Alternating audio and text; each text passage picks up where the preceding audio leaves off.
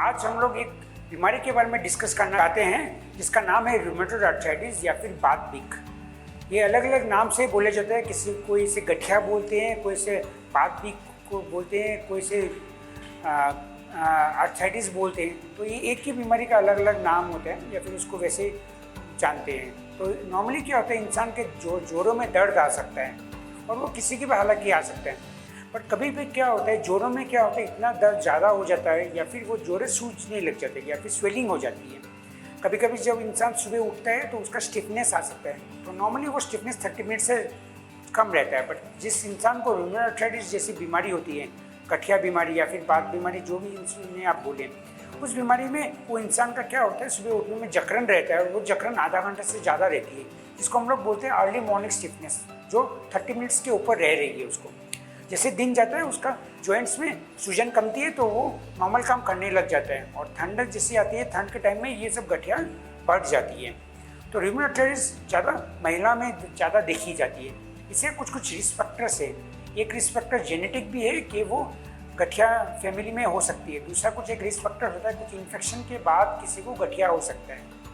कभी कभी क्या होता है, इंसान स्मोकिंग करता है, धूम्रपान करता हो, धूम्रपान के बाद भी गठिया के लक्षण देखे जा सकते हैं। तो इसे हम लोग का कोई क्योर नहीं है। रूमेटॉइड आर्थराइटिस का होता है तो हम लोग को जल्दी इस बीमारी को पकड़ना है।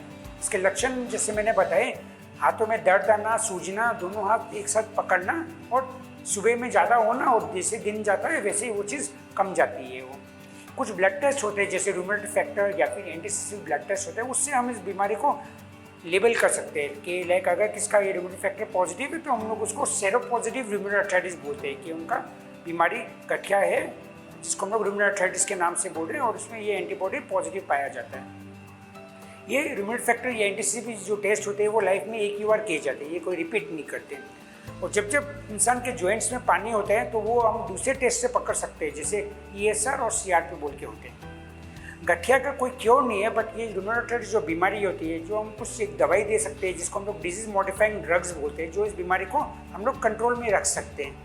और ज़्यादा होने से हालांकि हम लोग के पास कुछ इंजेक्शंस भी होते हैं, कुछ नई नई दवाई भी निकली है जिससे हम लोग कंट्रोल कर सकते हैं। इसका इलाज बहुत ज़रूरी है, बिकॉज अगर आप इलाज इसका नहीं करवाते हैं तो ये बीमारी आपके दूसरे जॉइंट्स में या फिर दूसरे सिस्टम में भी जा सकते हैं, लाइक लंग्स में जा सकते हैं या फिर आँख में भी जा सकती है। और अगर इलाज सही से नहीं होता है तो आदमी लोग के जॉइंट्स खराब भी हो जाते हैं और कभी कभी हम लोग देखते हैं कि जॉइंट्स टेढ़े हो जाते हैं। तो इसलिए अगर किसी को रूमेटॉइड आर्थराइटिस सस्पेक्ट है या फिर आर्थराइटिस हम लोग सोच रहे हैं तो आप जल्द से जल्द डॉक्टर को दिखाइए या फिर आपका नियरेस्ट जो भी रूमेटोलॉजिस्ट है उसको दिखाइए और इसका बीमारी को पकड़ के इसका जल्दी से इसका इलाज करवाइए।